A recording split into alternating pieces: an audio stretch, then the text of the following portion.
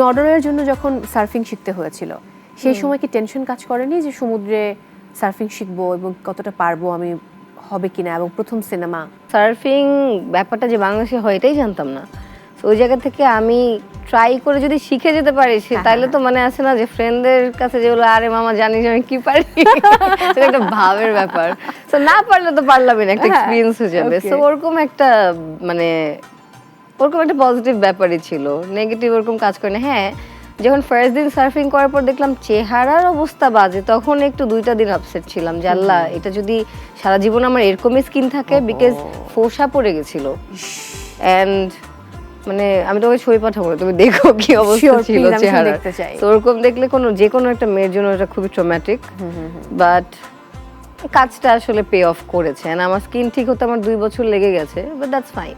But প্রথম কাজ দিয়ে প্রথমবারই তুমি পেয়েছো ন্যাশনাল অ্যাওয়ার্ড, ওই মুহূর্ত তো অন্যরকম। ভেবেছিলে কখনো যে ন্যাশনাল অ্যাওয়ার্ড পাবে? আমি আসলে জানতামই না যে বাংলাদেশে অ্যাক্টররা যে ন্যাশনাল অ্যাওয়ার্ড বলে কিছু পায়। ছোট ছিলাম তো। তারপর কি হলো? আমাকে একজন বলেছে তুমি তো ন্যাশনাল অ্যাওয়ার্ড পাচ্ছ, পেপারে এসেছে। আমি বলছি তাই, ওকে।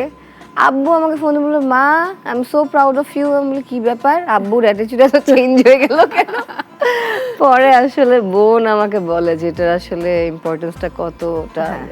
আমাকে আসলে পার্সোনালি অ্যাওয়ার্ড অতটা অ্যাট্রাক্ট করে না। স্বীকৃতি অবশ্যই একটা থাকে না, হ্যাঁ ভালো লাগারই ব্যাপার, ভালো লাগে। কিন্তু আমি কাজ করার সময় কখনো অ্যাওয়ার্ড নিয়ে চিন্তা করি না, কারণ হচ্ছে অ্যাওয়ার্ডটা খুবই আমার মনে হয় যে অডিয়েন্স বা যারা জাজ থাকে, ক্রিটিক থাকে, ওদের উপর। এখন তাদের কখন কি ভালো লাগছে, কার পারফরমেন্স ভালো লাগছে, ওটা আসলে আমি এখন যদি অ্যাওয়ার্ডের জন্য আশা করে কাজ করা শুরু করি তাহলে হবে না। আমার তো নিজেরও একটা পারফরমেন্সের জায়গা আছে, আমি কি টাইপের কাজ করতে চাই, আত্মতৃপ্তির ব্যাপার আছে, ভালো লাগছে কিনা। হ্যাঁ, সো আমি আমার মতো কাজ করে যাই, যদি সেটা স্বীকৃতি পায় সেটা তো খুবই ভালো। সো আমার খুব বেশি ওরকম না যে অ্যাওয়ার্ড না পেলে মন খারাপ হতো, বাট পেয়ে গেছি, that's a very positive thing for me. And আমার কাছে মনে হয় যেটা আমাকে খুব ইন্সপায়ার এন্ড মোটিভেট করেছে। খুব স্বাভাবিক, কারণ প্রথম কাজে যখন তুমি অ্যাওয়ার্ড পেলে সেটা তোমার জন্য এক তো প্রাপ্তির, একই সাথে আনন্দের এবং সম্মানের তো ডেফিনেটলি। আমিও বলতে চাই কক্সবাজারের শুটেও বাবা আমার লাস্ট টাইম শুট করতে গিয়ে এত বাজে অবস্থা হয়েছিল, ফোসকা পড়েনি বাট এমন অবস্থা ছিল যে তোমার চুল কিংবা কোনো কাপড়ের টাচ লাগা যেত না, খুব জ্বালাপোড়া হতো এবং বোধহয় 20 দিন পরে গিয়ে অটোমেটিক্যালি চামড়াটা উঠে যায়, ফিল হয়। হ্যাঁ, আমার তো রিপিটেডলি হতো, কারণ হচ্ছে আমার মনে হচ্ছে আমার আর রাজ আমরা তো সার্ফিং দীর্ঘদিন প্রতিদিন করতে হতো, সকাল 6টা থেকে সন্ধ্যা 6টা। সো যে দুপুরের টাইম, ওয়েটিং টাইম, সমুদ্রের মাঝখানে ওয়েট করতাম, তো সবচেয়ে বেশি আসলে পিঠেই লাগতো সানটা।